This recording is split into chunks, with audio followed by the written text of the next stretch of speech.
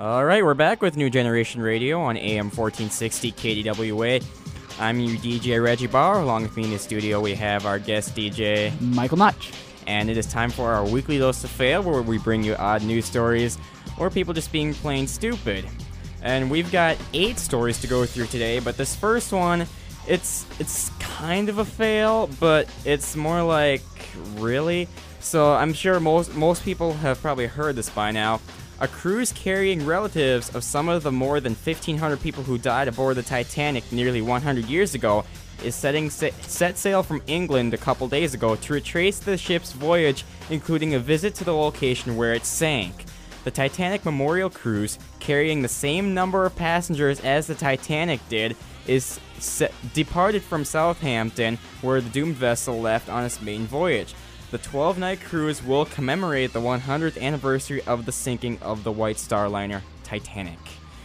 And it's a good cause, but that's, it's sketchy. Like, history, I'm not, knock on wood, but history does repeat itself, and you gotta be careful for that. It does. It does repeat itself. I, however, would not want to be on that voyage, to be honest. And then, along with that, the tickets varied in cost from $4,500 to $9,500 per ticket. And I would like to know what you do during the whole voyage too, because you're thinking about the whole memorial thing. That's 12 whole days, and you're like, okay, well, is that all you're thinking about? I don't know. I hope they have good entertainment. That's all I can say. All right, here we've got one from Colorado. A Colorado man was sentenced to 5 years probation after accidentally shooting a woman whose red mohawk he mistook for a fowl that had been harassing his cats. Daryl Rockwell, 49 years old, told police that he grabbed his .22 caliber rifle and set out from his home on October 5th to fire at the quote-unquote bird after spotting it at the top of a hill about 90 feet away. His intent was to spook it away, but he wound up shooting it, and Rockwell soon discovered that he had shot a 23-year-old woman in the head, mistaking her red mohawk for a bird. Is she okay? Does it say anything about that? Yes. Okay. Yeah, she's fine. Oh my god, I don't want to live on this planet anymore. Oh my god, that's just hairstyles cause death. That's what's the world come to. Oh yeah. From Canberra, Australia, an Australian pilot said he was forced to make a harrowing landing reminiscent of a Hollywood thriller after a snake popped out from behind his dashboard and slithered across his leg during a solo cargo flight. He was unsure whether the snake was venomous, and he said his heart raced as he tried to keep his hands still while maneuvering the plane back to the northern city of Darwin. The snake popped its head out from behind the instrument panel several times, and then the ordeal worsened when the animal crawled across his leg during the approach to the airport. I've seen it on a movie once, but never in an airplane, he told the Australian Broadcasting Corporation. He was referring to the 2006 movie Snakes on a Plane, in which deadly snakes are deliberately released in an airliner as part of a murder plot. I have yet to see that movie. Have you seen it? No, and I don't plan to anytime soon. It sounds like a horror movie, to be honest, and when I saw the commercial, it looked like a horror movie, and I'm not a fan of horror movies, so I'm not going to touch it. I'm alright with it. Well, it's a snake. You don't want to, but no. To me, it sounds something like Indiana Jones, to be honest, what happened to the guy. I suppose. Well, I don't know. I might wind up going to see it. It looks interesting. I'm not too into horror movies, but Apollo 18, I'm very into sci-fi, and Apollo 18 was like both, and so I thought that was really good. And I know there's a whole lot of skepticism about that, so I'm just not going to get into that today. From Twin Falls, Idaho, a 19-year-old man with his last name tattooed on his forearm apparently tried to give police a fake name and was arrested. As he had the tattoo of his last name on his arm. The Times News reports 19-year-old Dylan Edward Contreras was arrested early Saturday on outstanding warrants. An officer said he told 3 men who were walking on the street with a dog to move to the sidewalk, and that one looked like he might run away, so he asked for identification. The man identified himself as Emiliano Velasco, and a police database search found no matches. The officer then had a dispatcher run a check with the birthday he was given and the last name tattooed on the forearm. It turned out he had 3 warrants for failure to appear on charges, including providing false information. So basically, he's done it again then. Get owned. Yeah, get owned by the police. One of the few or many, I guess, police wins. Oh yeah. From where is this? Somewhere in Great Britain. Children searching for chocolate on an Easter egg hunt found a hand grenade instead. Police called in the bomb squad to explode the device after kids found it lying in a field. Shocked dad Stuart Moffat raised the alarm after he saw a young boy standing on the grenade during the Easter egg hunt near Somerset, United Kingdom. Not Somerset, Wisconsin. It's over in Britain. Around 25 children aged between 2 and 5 were at the event, which had been organized by a local preschool group. And the grenade was in the grass just feet away from a public car park when it was spotted. Because we all know that grenades grow naturally in the wild. Yes, they're just like pineapples. You see, it doesn't say how it even got there though. I'm gonna guess if it's like a new grenade, then I have no idea how to guess. But if it's like an old grenade from like World War II or something, I could see how it would have been dropped there and left, maybe. Yeah. But I mean, if it was in an industrialized area, how could it have survived? So if it's new, it's probably trolls. Yeah, but oh my god, that's such a bad troll. My god. Yeah, you could probably do something, or at least maybe even a better spot than where there's gonna be little kids. Wait. So was the grenade real? Yeah, it was a legitimate grenade, and they called in the bomb squad and exploded it. Oh my god. Yeah. My god. Yeah. So close call there.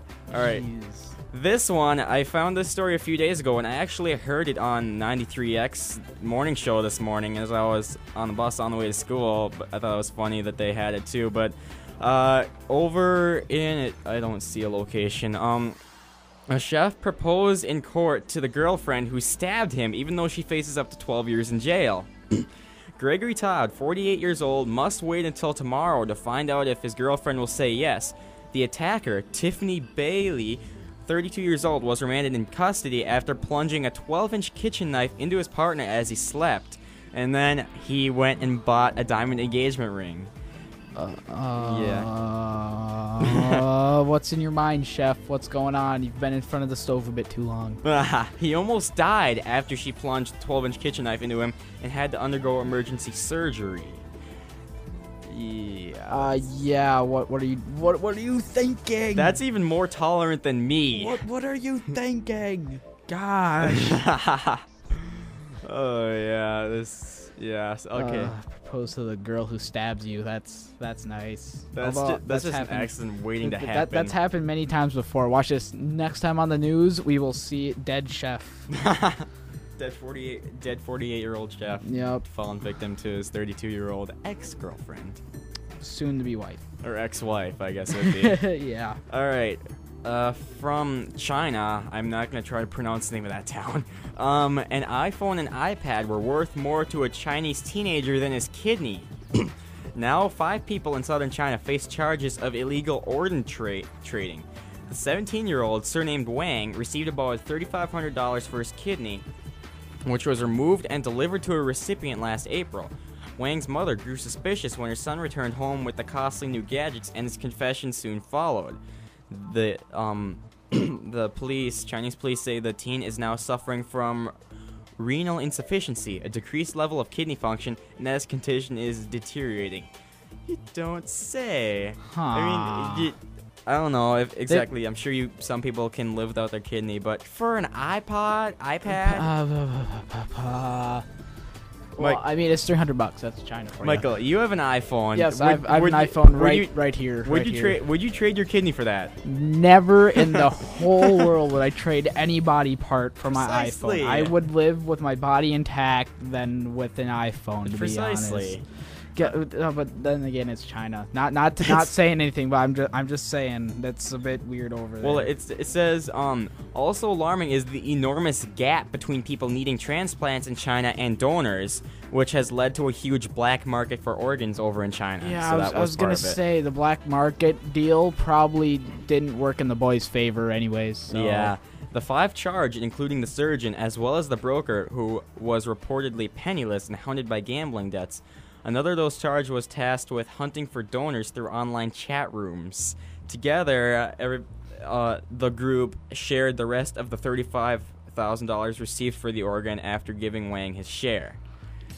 Here's my thought. I thought China monitored stuff like that on the web. So my question is, why didn't they wait? So did they find the kid in the chat room? Is that the thing, or like? Yeah, they found the donor via a chat room. Okay, so if they found him in a chat room, I think the Chinese government should have seen this and gone and like followed the kid into the place where he was getting that and arrested the black market people. I suppose, but I mean, either way they got him. Maybe the government's just trolling. Nah, maybe the government's just not up to speed. Yeah. Well, yeah, all right. We've got one more. This one also comes to us from China. Frantic emergency rescue as a Chinese woman gave birth in a public toilet, but the baby was accidentally flushed away. I've heard of this happening. A desperate emergency rescue was launched after a pregnant woman gave birth squatting above a public toilet, but in a horrifying twist, lost the baby when it was accidentally flushed away. Rescue workers had to rip out the toilet and crack waste pipes to find the tiny newborn baby. According to witnesses, the woman went into the toilet in Beijing and asked her husband to wait outside. When she gave birth to the baby, hovering over the toilet, the baby dropped into the toilet and was accidentally flushed down by wastewater.